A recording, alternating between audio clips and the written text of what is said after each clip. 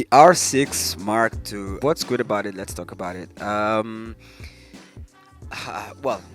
before we start, my name is Stefano, and I actually been living in the Seychelles for the longest time I can remember. Moved here with my parents, and I developed a love of photography. And today I shoot mostly weddings here in the Seychelles Island, because it's a honeymoon destination, is a romantic destination. This is pretty much what a photographer will shoot here. I still do work with hotels for content for this kind of small stuff, but majority of my revenue comes from weddings. And I've been shooting with the R6 Mark II from June, and I honestly would say I have nothing wrong against it. The only con that I would say is it can overheat at 4K 60, and it doesn't have C-Log 2. That's the only two point that I will clear out, which is really bad from this camera. I never had an overheating problem. Again, I shoot 30 to 33 degrees Celsius locations, which is the beach most of the time, which is on sunlight. And yes, sometimes we shoot until sundown, which is get a bit cooler, but it's still a hot destination, which is very humid. um, Never had it to overheat, but I did get some warning, like you get this um, speed like thermometer on the screen. I will show this in right now. um, but apart from that, you don't get any other problems with this camera. Honestly, it's amazing in autofocus. It tracks pretty well. It has AI in photos option. Again, photo as well, super great. Never had any problem for a majority of. I've never missed a shot, especially like portraits or any kind of simple shots. I haven't, like, it's hard to miss with this camera. You will want to miss on purpose, or you just don't know how to set your focus, and that's where you will miss. And pretty much, if you're looking to upgrade from the RP, from the R, from the R7, the R10, wow, there's so many R cameras. Or you're looking for a good B cam from your R5, which is what I do right now. I have the R5 and I have the R6 Mark II. We're looking forward for the R1, which is coming out this year, rumored to have C-Log 2 finally, and we'll shoot 6K straight from the camera at 60 FPS. Will be really good. But again, this camera 4K 60 downsample from the 6K sensor.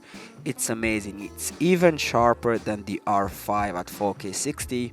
The R5 only shoot 8K 30 FPS or 4K HQ downsample from the 8K sensor at 30 FPS, meaning if you're shooting 4K 60 and you compare the two footage from the R5 and the R6, the R6 Mark II, the R6 Mark II will look sharper. It will be look much better than the R5 itself, which is a shame that they could not do the 4K HQ until 60 FPS.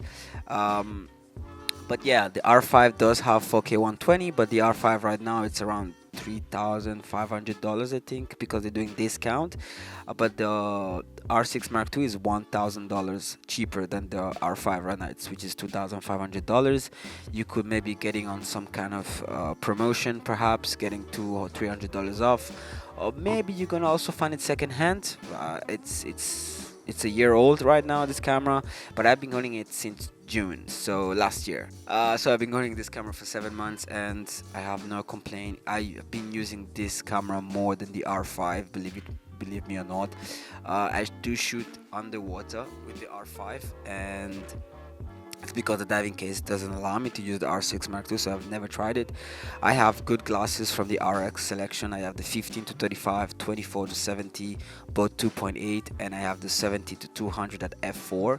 I didn't choose the 2.8 because it's a bit too heavy, and I travel and I go around, and when if you're a photographer and you have a photography bag, it gets heavy. The more you add stuff, you add drones, cameras, lenses, it gets heavy. So you want to have the lightest option that you can get, so I choose the 70-200 at f4.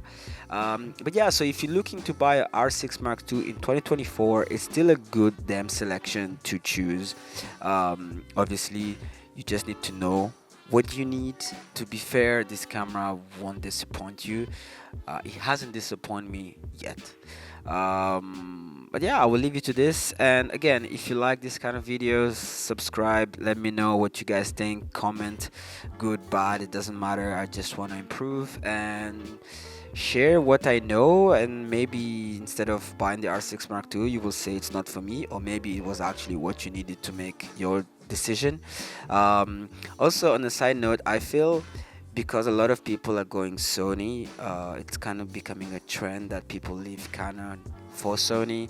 I'm not an ambassador. I'm not going to defend Canon. Sony do make good cameras, but also don't jump ship or don't choose a brand because people are doing so, unless you actually made a good research of what you need, of the prices, of a lot of stuff that you need to take in consideration when you're choosing a brand.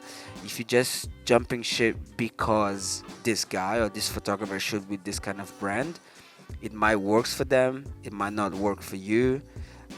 So when you're choosing a camera, choose well, make your research, don't just choose because somebody else is doing it. So I just want to leave it this, because online nowadays on YouTube, I'm leaving Canon for Sony, and then the pointers for me, the only thing that I would say again, I hope we're gonna get C-Log 2 in the mirrorless camera like the R1 and the R5 Mark II.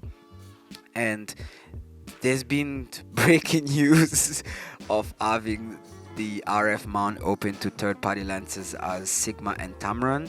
That will change the game. I think a lot of people leave Canon these days. It's because of the lens selection, because the RF L series are super expensive. It's like the G Master from Sony as well, but at least you have option from Sigma that gives amazing glass. I do have the EF 150 to 600, f5 to 6.3.